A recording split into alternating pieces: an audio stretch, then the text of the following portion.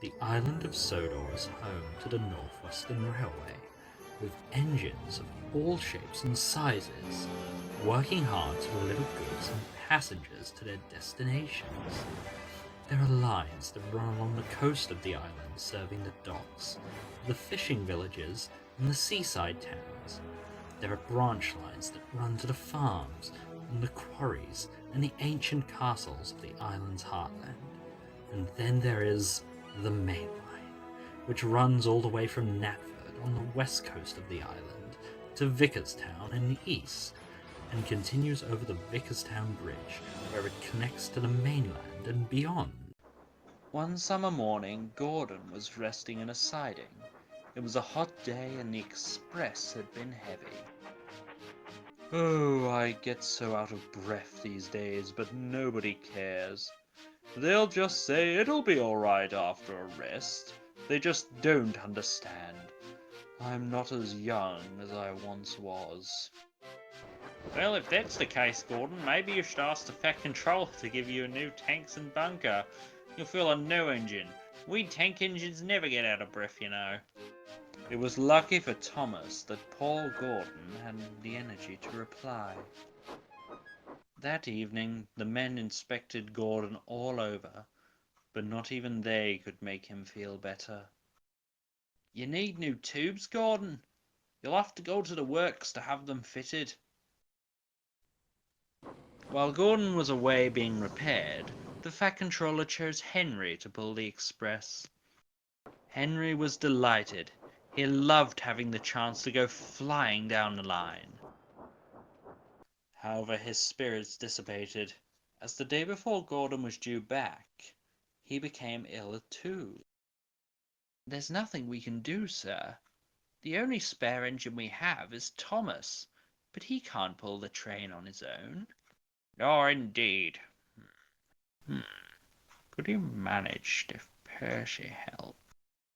I suppose the two of them with Duck might be able to manage, but it'll be hard work. Then it's settled then. Don't worry about being late. Just do the best, you three, and good luck. And so it was arranged. The three tank engines were coupled together, with Percy at the front, Duck in the middle, and Thomas at the back. Coupled up to the coaches, the passengers climbed in, and before long, the guard's whistle blew and it was time to go. Come on! Come on! We're doing it! We're doing it! Pull harder! Harder! The cavalcade moved slowly out of the station, and before long they were travelling along the main line. The engines knew they couldn't move as fast as Henry or Gordon, but the passengers didn't mind, as they knew Thomas, Percy, and Duck were doing their absolute best. Now, express trains aren't like local or branch line trains, as they don't stop at every station along the line, which meant the tank engine trio never got a chance to stop and catch their breath. Soon the trio began to feel tired, and there, just stood ahead of them, was Gordon's Hill. They surged ahead with all their might, struggling up the hill, but the strain was beginning to show. But soon they reached the top and began coasting down the other side. Phew, that was a near miss. I'm glad we didn't stick there. Gordon would have never let us hear the end of it. But Thomas had spoken too soon, as the ordeal proved too much for poor Percy. His driver blew the whistle to warn the others, and the whole train came to a halt. We can't take you off here, Percy. Do your best to keep your brakes off. It's not much further to the works.